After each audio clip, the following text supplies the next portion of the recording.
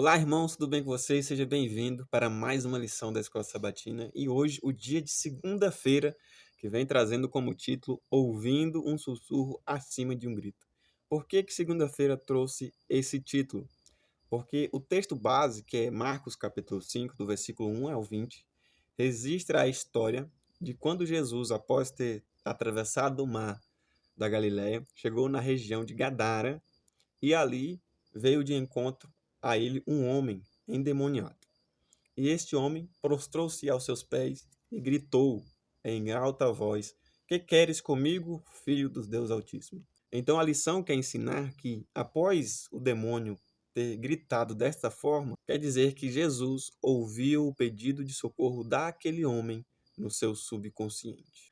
Ainda que os demônios estivessem aprisionando aquele homem, Jesus podia ouvir o pedido de socorro daquele homem. Quando o demônio se prostrou diante de Jesus, e a palavra prostrou tem uma palavrinha grega aí que eu não sei pronunciar, que geralmente é traduzido como adorar.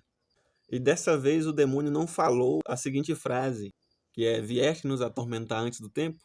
Mas implorou para que Jesus não o atormentasse ele.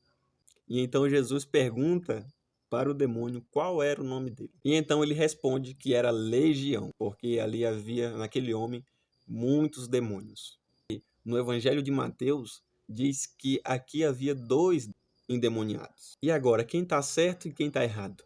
Havendo um contraste aqui, um fala que era apenas um endemoniado e outro fala que era 2. Ambos estão certos, porque naquele tempo não se contava mulheres e crianças. Aqui, quando Marcos relatou que era um endemoniado, poderia ser um homem e uma criança, ou poderia ser um homem e uma mulher. Ambos os evangelhos estão corretos. Veja que o objetivo do evangelho de Marcos é mostrar aos judeus que Jesus era o Filho de Deus. Primeiro que já no primeiro versículo do capítulo 1, o evangelho já começa. No princípio do evangelho de Jesus Cristo, o Filho de Deus. O foco do evangelho de Marcos é mostrar aos judeus que Jesus era o Filho de Deus. E aqui nós vemos que os demônios sabiam quem era Jesus. Chama Jesus de Filho do Deus Altíssimo. Interessante que aqui no relato de Marcos, da cura desse endemoniado, há uma história por trás interessantíssima que você deve saber.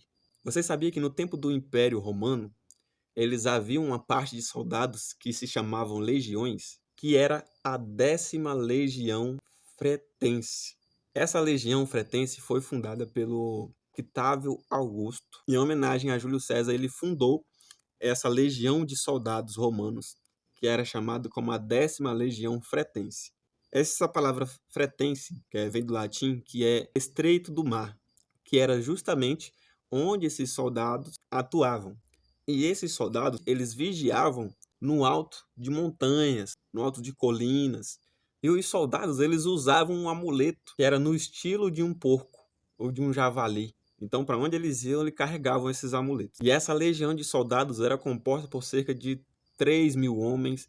Alguns falam que era 5 a 6 mil homens. Então, quando os romanos ali conquistou a Judéia, eles colocaram essa 10ª legião fretense ali para ficar de vigia ou para tomar de conta da região da Judéia. Porque os judeus diretamente havia rebeliões, então a função deles era combater essas rebeliões. E os judeus esperavam que o Messias fosse um militar para livrar o povo do jugo romano. Mas Jesus veio e não era nada do que eles esperavam. Então Marcos quer mostrar justamente que Jesus é o Messias e é o Filho de Deus. E Marcos agora vai contar essa história do endemoniado, puxando um pouco dessa história, desse relato histórico. Marcos, ele é meio irônico. Nós vamos ver alguns textos que Marcos conta algumas coisas e ele é irônico naquilo que ele escreve. Por exemplo, ao escrever, falando sobre os porcos aqui, chama os porcos de manada. E o certo não é manada, o certo é rebanho. E Marcos falava que os porcos estavam pastando na colina. Piorou ainda, que porco não pasta. No que ele vai contando, a gente vê que tem uma certa ironia no que ele fala. Então, ao Jesus chegar nesse momento e o demônio vinha até ele, e o texto conta que o demônio implorava para Jesus não expulsar ele fora da região. No versículo 10, que diz assim: implorava a Jesus com insistência que não os mandasse sair daquela região. E aí ele pediu para que fosse mandado para os porcos. E o texto conta que havia ali cerca de 2.000 porcos. O mais integrante é que surge perguntas aqui. A pergunta nem é porque Jesus mandou os demônios para os porcos. A pergunta é por que Jesus atendeu o pedido dos demônios. Os demônios, ao pedirem para que Jesus mandasse ele para a manada de porcos, eles queriam fazer isso para que impedissem Jesus de entrar na cidade. Mesmo assim, Jesus, sabendo disso, permitiu que eles fossem para os porcos. E quanto aqui os porcos, interessante que os porcos todos foram direto para o mar. Normalmente, quando porcos se assustam, cada um se espalha para um lado, mas foram todos para o mar, justamente onde atuavam as legiões de soldados romanos, que eles atuavam no mar. E aí os homens que cuidavam das manadas de porcos, vendo aquilo, foram até a cidade, contaram às pessoas, e logo as pessoas vieram até Jesus e suplicaram a Jesus para que ele não entrasse na cidade. Então Jesus voltou atrás. Deus usou uma situação histórica baseada nas legiões de soldados romanos e inspirou Marcos para que Marcos escrevesse aquilo de tal maneira que respondesse aos judeus do seu tempo. Porque os judeus esperavam que o Messias fosse uma figura militar e viesse libertar eles do jugo romano. Então Marcos estava querendo dizer que Jesus tinha autoridade e poder para mandar embora da cidade, embora daquela região, os soldados romanos, mas não fazia, porque ele tinha um propósito maior. Os demônios imploravam para que Jesus não os expulsasse daquela região, no versículo 10. Então, se os demônios imploravam a Jesus para que não os expulsasse daquela região, era porque Jesus tinha autoridade para fazer. E assim como Jesus tinha autoridade para mandar os demônios embora daquela região, ele também podia fazer com os soldados romanos ou com o Império Romano. E agora nós vamos ver as grandes lições que essa história nos ensina. O texto fala de coisas impuras.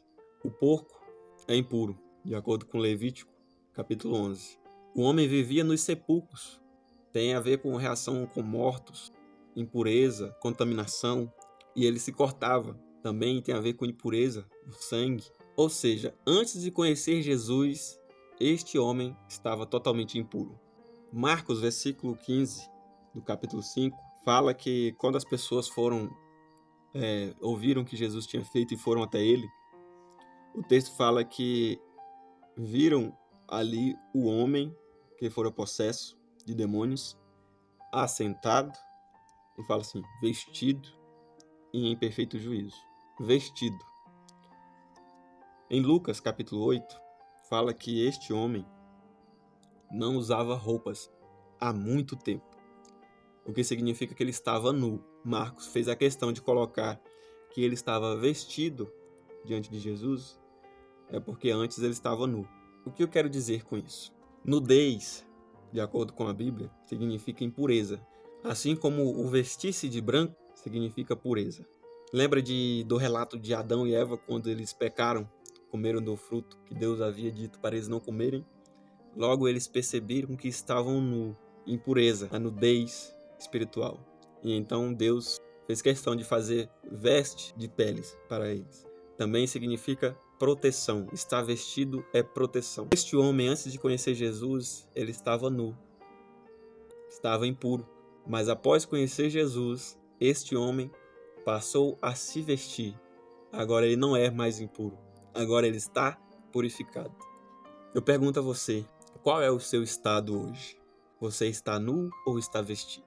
Nós podemos estar nu pelo nosso pecado que não confessamos a Deus, pelas nossas atitudes que não mudamos. Mais uma lição acerca dos porcos. As pessoas ficaram iradas com Jesus e fez com que Jesus não entrasse na cidade, porque os homens contaram para o povo daquela cidade que ele havia curado o homem e feito com que a manada de porcos descesse tudo de precipício abaixo. Ou seja, os porcos eram o ganho econômico daquelas pessoas. O que eu quero falar é o seguinte: nós queremos tanto que Jesus venha, queremos tanto que Jesus volte logo, mas eu pergunto a você, será que nós como o povo da região de Gadara não estão amando mais os porcos do que a Deus? Será que nós não estamos amando mais os porcos do que a Jesus? Assim como aquela região de Gadara que o que Marcos queria ensinar, quer mostrar para o povo judeu daqui, eles estavam amando mais os porcos e se esquecendo que Jesus era o Messias. Como que nós podemos estar amando mais os porcos do que a Jesus?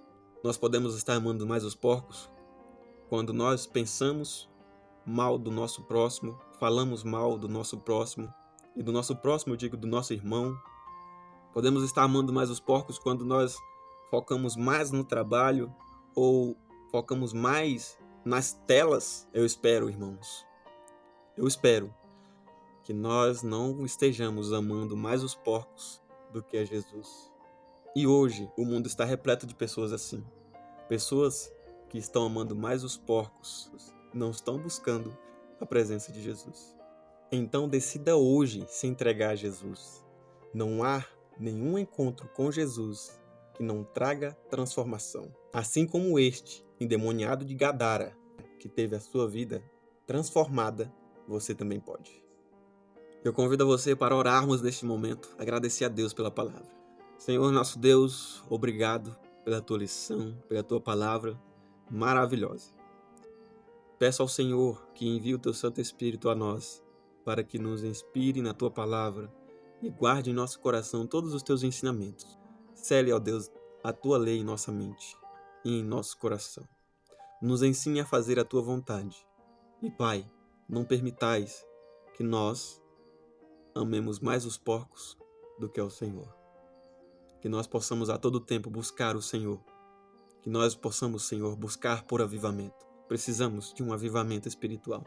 Assim, Senhor, eu rogo ao Senhor, em nome de Jesus Cristo. E agradeço. Amém. Fique com Deus e até a próxima lição.